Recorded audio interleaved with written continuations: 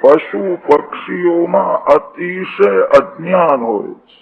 પશુ તેને કે છે જે શરીરને જ આત્મા સમજે છે. શરીરનું સુખ એ જ મારું સુખ છે એવું સમજે છે. તમે બધા જ્ઞાની છો, તમે જાણો છો હું શરીર નથી. શરીર જયારે બગડે છે ત્યારે એને હું સુધારું છું. માનવને જ્ઞાન છે હું તન નથી, હું મન નથી. મન જયારે પાપ કરે છે ત્યારે મનને સમજાવીને હું પાપ કરતા અટકાવું છું. મન માનવ જ્ઞાન પ્રધાન છે.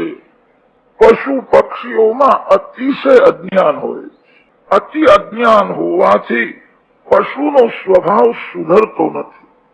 જન્મથી મરે ત્યાં સુધી પશુનો સ્વભાવ એક સરખો જ રહે છે. માનવનો સ્વભાવ સુધરે છે. માનવ પાપ છોડી શકે છે.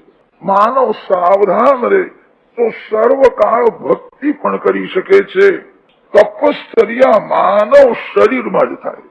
રોજ થોડું પણ તપ કર, દુઃખ સહન કરીને ભગવાનની ભક્તિ કરે એને તપ કે છે. ભગવાન તમને અતિશય સંપત્તિ આપે છતાં અતિ સુખ ભોગવશો નહીં. વિવેકથી થોડું દુઃખ સહન કરો.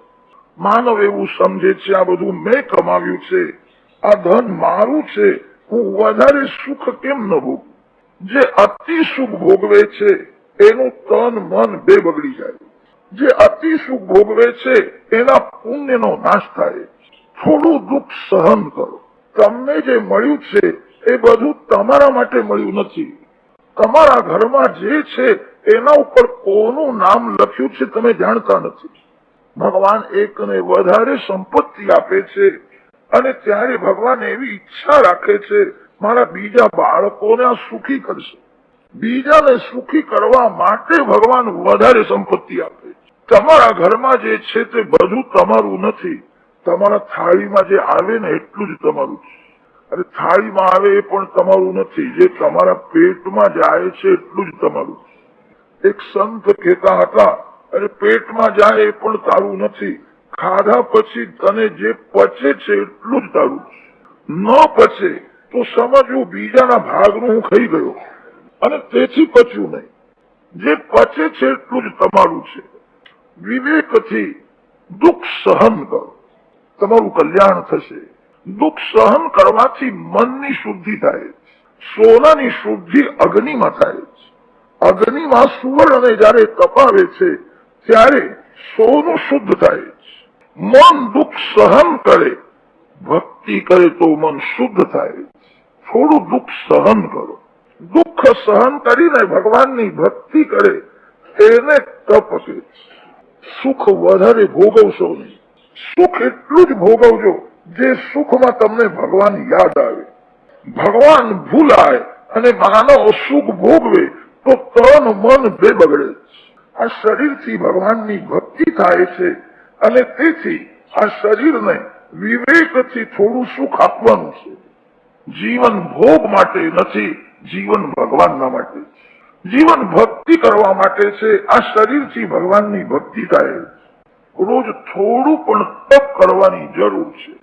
તપ શબ્દને ઉલટો કરો તો પત થાય છે. જે તપ કરતો નથી એનું પતન છે. જે માનવ તપ કરતો નથી એ બીજા જન્મમાં પશુ થાય છે. પશુ શરીરમાં એને તપ કરવું જ પડે છે. પશુને કોઈ ગાદીમાં બેસાડતા નથી. પશુને કોઈ સારું અન્ન ખવડાવતા નથી.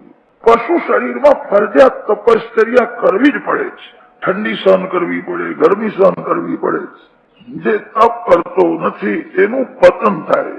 થોડો વિચાર કરો. પરમાત્મા શ્રી રામ તપ કરે છે. રામ દેવ નથી, રામ દેવોના દેવ પરમાત્મા છે. પ્રભુએ તપશ્ચર્યા કરી છે. અયોધ્યાનું વૈભવ છોડીને ભગવાન શ્રી રામ અરણ્યમાં તપ કરે છે. ઉઘાડા પગે ચાલે છે. પગમાં જોડા પહેર્યા નથી. રામચરણ અતિ કોમલ છે. સીતારામ વનમાં ફરે છે.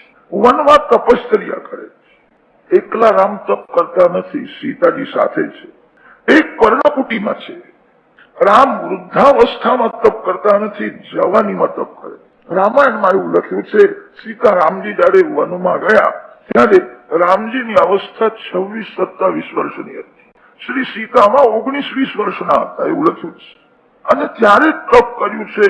તપશ્ચર્યા વૃદ્ધાવસ્થામાં થતી નથી, તપશ્ચર્યા યૌવનમાં જ થાય.